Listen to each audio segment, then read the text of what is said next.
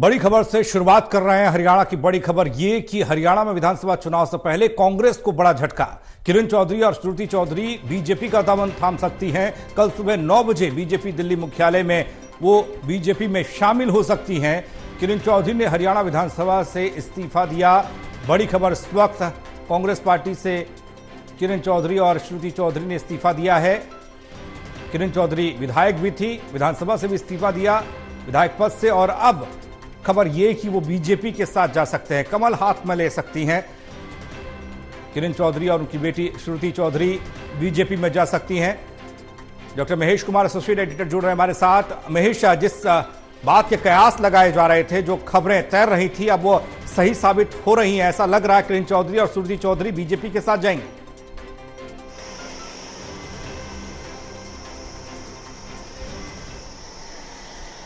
बिल्कुल, ये तभी तय हो चुका था जब किरण चौधरी ये कह रहे थे कि उन्हें कांग्रेस पार्टी का भविष्य नजर नहीं आ रहा। जब वो ये कह रहे थे कि आगे कांग्रेस पार्टी में बने रहने को लेकर जब सवाल पूछा जा रहा था, तो किरण चौधरी कह रही थी कि राम जाने। तो ये तभी तय हो चुका था कि अब भारतीय जनता पार्टी का रुख करने जा रही हैं किरण चौधरी और श्रुति चौधरी। वक्त आ चुका है, कल सुबह 9 बजे भारतीय जनता पार्टी के मुख्यालय में शामिल होंगी भारतीय जनता पार्टी में। इसके साथ ही खास बात यह भी कि हरियाणा विधानसभा की सदस्य भी हैं किरण चौधरी, भिवानी के तोशाम से विधायक हैं, और विधानसभा से भी इस्तीफा यहां पर किरण चौधरी दे रही हैं। इसके अलावा जिक्र श्रुति चौधरी का करें, जो कि किरण चौधरी की बेटी है, प्रदेश उपाध्यक्ष हैं कांग्रेस पार्टी में, और वो भी कांग्रेस पार्टी को अलविदा कहकर अब भारतीय जनता पार्टी में शामिल हो रही है। यानी मां बेटी किरण चौधरी और श्रुति चौधरी दोनों सुबह 9 बजे दिल्ली में भारतीय जनता पार्टी का दामन थाम लेंगे, और कांग्रेस पार्टी के तमाम पदों से यहां तक कि विधानसभा की सदस्यता से भी किरण चौधरी इस्तीफा दे देंगे। और यह भी माना जा रहा है कि राज्यसभा का जो दीपेंद्र सिंह हुड्डा के लोकसभा में चुने जाने के बाद जो राज्यसभा की सीट खाली हुई है, और जिसको लेकर भारतीय जनता पार्टी नामों की फेरिस्त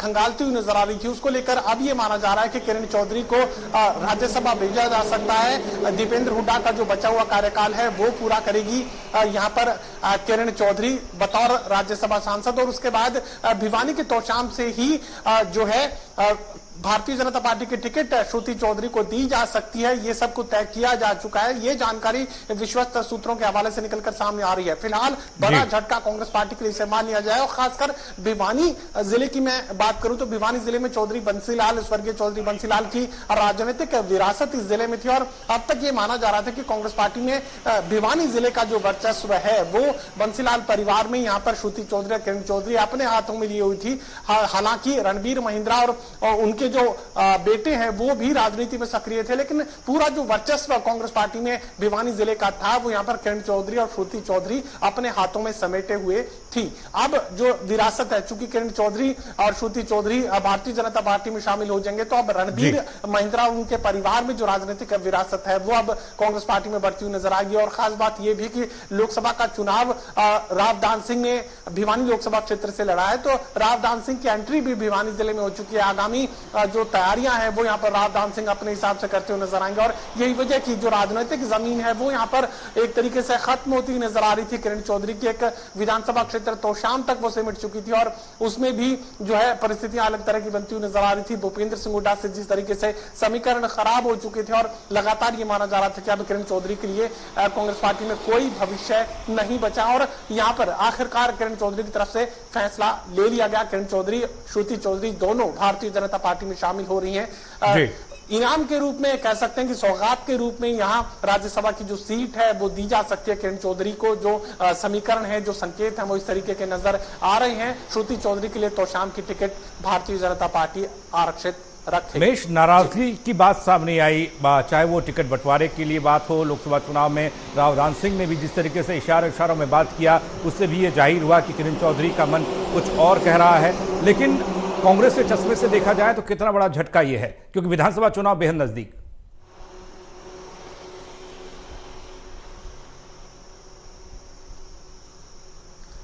देखिए, पुरानी नेता हैं, प्रतिष्ठित नेता, और खासकर भिवानी जिले का, चूंकि मैंने जिले का जिक्र इसीलिए किया था कि पूरे भिवानी जिले का जो वर्चस्व है वो बंसीलाल परिवार के पास रहा है। बंसीलाल परिवार का जो राजनीतिक उदय हुआ है वो भिवानी की जमीन से हुआ है, तो रेतीला ये इलाका, और रेतीले इलाके में कह सकते हैं कि जो जड़ें हैं वो बंसीलाल परिवार की राजनीतिक जो जड़ें इस इलाके में देखी जा सकती है। भिवानी जिले में सबसे ज्यादा जो मजबूत है वो स्वर्गीय चौधरी बंसीलाल परिवार के राजनीतिक विरासत से जुड़े लोग हैं, और यही वजह कि कांग्रेस पार्टी में भी जो जिले का एकाधिकार था, भिवानी जिले का जो एकाधिकार था, वो स्वर्गीय चौधरी बंसीलाल के बाद श्रुति चौधरी के सिर पर पगड़ी रखी गई थी और किरण चौधरी और श्रुति चौधरी ही भिवानी जिले की जो राजनीतिक वर्चस्व की जो स्थिति है वो संभालती हुई नजर आ रही थी। तो ऐसे में अब कांग्रेस पार्टी के लिए एक तरीके से भिवानी जिला जो है किरण चौधरी श्रुति चौधरी के लिहाज से खाली हुआ, लेकिन उस जगह को भरने के लिए यहाँ पर रणबीर महिंद्रा, जो कि एक तरीके से राजनीति में पूरी तरह हाशिए पर थे, हालांकि स्वर्गीय चौधरी बंसीलाल के बेटे हैं रणबीर महिंद्रा, लेकिन बावजूद इसके उन्हें राजनीति पर हाशिए पर रखा गया था।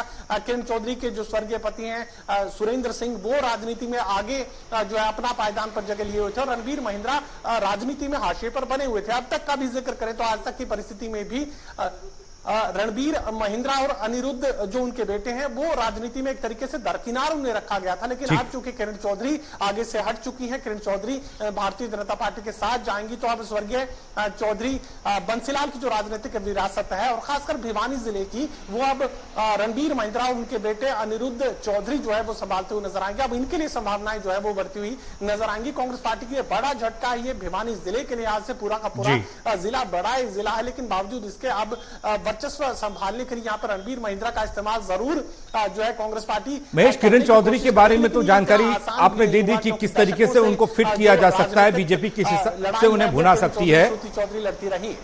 श्रुति चौधरी को लेकर टिकट की मांग किरण चौधरी कर रही थी लोकसभा चुनाव के दौरान। जब टिकट बंटवारा हुआ तो श्रुति चौधरी का नाम नहीं था, रावदान सिंह को टिकट दिया गया। उसके बाद अब श्रुति चौधरी के लिए किस तरीके से बीजेपी में जगह बनती है?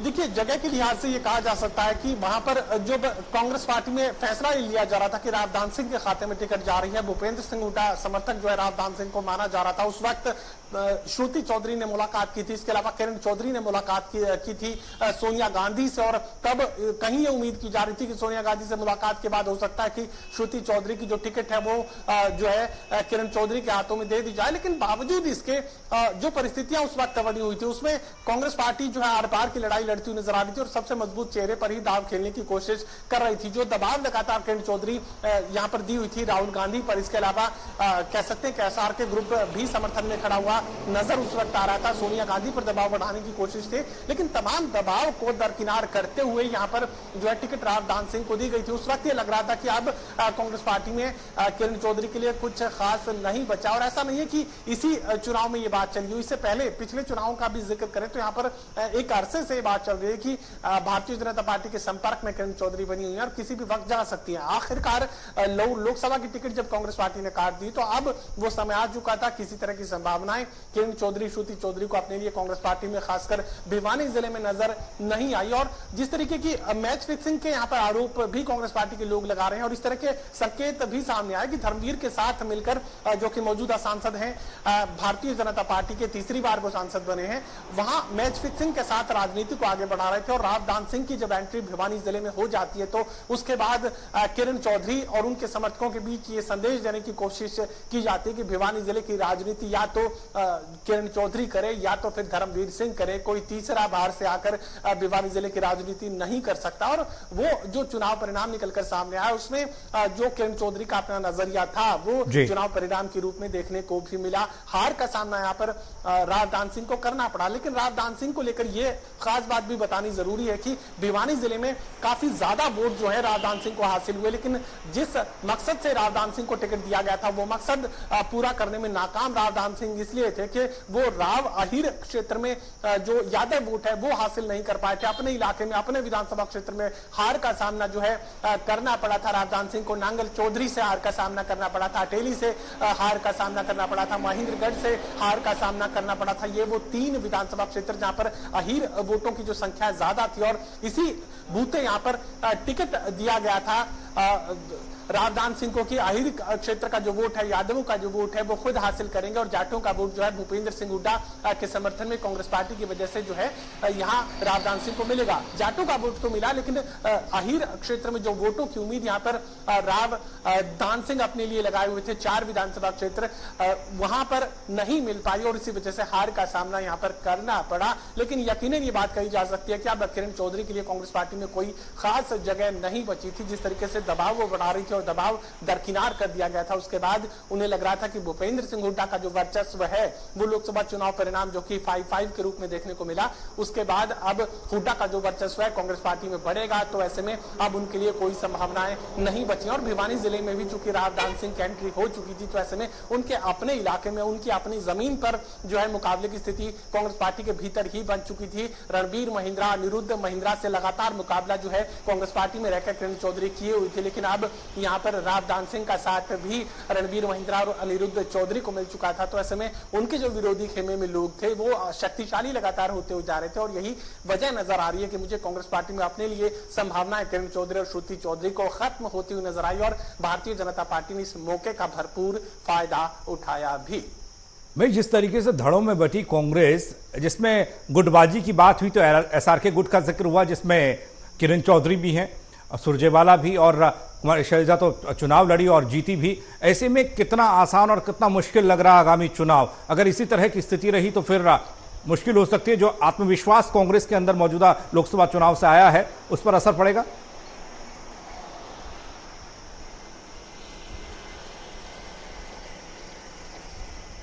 देखिए, सबसे पहले जो समझने की बात है वो ये है कि भारतीय जनता पार्टी से नाराज लोग ही है। जो एंटी इनकमेंसी खड़ी हुई थी, चाहे मोदी से नाराजगी थी, चाहे मनोहर लाल खट्टर से नाराजगी थी, और चाहे उसके बाद नायब सिंह सैनी से जो उम्मीदें थी लोगों की बनी हुई थी, वो उम्मीदें पूरी नहीं हो पा रही थी। इसी वजह से यहाँ पर कांग्रेस पार्टी मजबूत होती हुई नजर आई। आपने ये गौर किया होगा कि कांग्रेस पार्टी का जो वोट बैंक है वो ग्रामीण क्षेत्रों में ज्यादा बढ़ता हुआ नजर आया। दरअसल जो जाट बहुल इलाके थे, जहां पर जाट वोटर्स की संख्या अच्छी खासी थी, वहां पर उन्हें लगा कि इंडियन नेशनल लोकदल अब जो है उसका वजूद खत्म होता हुआ नजर आ रहा है। जननायक जनता पार्टी के भविष्य को लेकर सवालिया निशान जाट वोटर्स लगा रहे थे। तो ऐसे बहुत सारे वोटर्स हमें पहली बार मिले जिन्होंने कहा कि पीढ़ियों से उन्होंने जो कभी है चौटाला परिवार से बाहर वोट नहीं दिया, लेकिन ये पहली बार होगा कि वो कांग्रेस पार्टी को वोट करने जा रहे हैं। यानी बदली परिस्थितियों में जेजेपी का जो वोट है वो कांग्रेस पार्टी में शिफ्ट हुआ, इंडियन नेशनल लोकदल का जो वोट है वो कांग्रेस पार्टी में शिफ्ट हुआ, और ये दोनों जो राजनीतिक दलों के कोर वोटर थे वो जाट डीएनए के वोटर थे, और जाट डीएनए का जो मैच हुआ वो कांग्रेस पार्टी के साथ हुआ। तो यकीनन यहां पर भारतीय जनता पार्टी से जो नाराजगी थी खासकर जाट वोटर्स की, और या कहें कि जो वोटर्स हैं वो भी खासे नाराज जो है नजर आ रहे थे सरकार से राष्ट्रीय स्तर पर। उन्हें लग रहा था कि संविधान बदला जा सकता है, उन्हें लग रहा था कि उनका आरक्षण खत्म किया जा सकता है। तो इस सोच के साथ यहाँ पर दो बड़े जो जातीय वर्ग थे, जाट वोटर्स का मैं जिक्र करूंगा, एससी वोटर बड़ी तादाद में कांग्रेस पार्टी के साथ जुड़ता हुआ नजर आया। ये ताकत यहाँ पर कांग्रेस पार्टी की बदली परिस्थितियों में नजर आई। लेकिन चुनौतियों का जिक्र आप कर रहे थे, तो चुनौती सबसे बड़ी जो मुझे कांग्रेस पार्टी में इस वक्त नजर आ रही है वो है कि एक एक विधानसभा क्षेत्र में 8 से 10 उम्मीदवार जो है दीपेंद्र सिंह हुड्डा ने अपनी मेहनत से खड़े कर दिए। ये आसान था लोकसभा चुनाव में कि 10-10 उम्मीदवार जो है अपने अपने इलाकों में यहां पर कांग्रेस पार्टी के लोकसभा उम्मीदवार के लिए वोटें मांग रहे थे, लेकिन जब विधानसभा की बारी आएगी तो किन्हीं 10 में से किसी एक को जो है टिकट थमाया जाना है, और बाकी जो 9 है वो भारतीय जनता पार्टी के लिए फायदेमंद साबित हो सकते हैं। उसमें से किसी को निर्दलीय खड़ा किया जा सकता है, उसमें से किसी को बागी कर दिया जाएगा, कोई क्रॉस वोटिंग करवाएगा, यानी अपनी पार्टी के खिलाफ वोट डलवाने का काम करेगा। तो जो सबसे बड़ी चुनौती इस वक्त अगर कांग्रेस पार्टी के लिए है तो वो अंदरूनी खेमेबाजी से ज्यादा ये है कि 90 विधानसभा क्षेत्रों में जो 8-8, 10-10 उम्मीदवार कांग्रेस पार्टी ने अपने लिए तैयार उनको मैनेज करने वो संभावनाएं कहीं चुनौती के रूप में तब्दील होती नजर आएंगी। बहुत शुक्रिया आपका महेश तमाम जानकारी के लिए।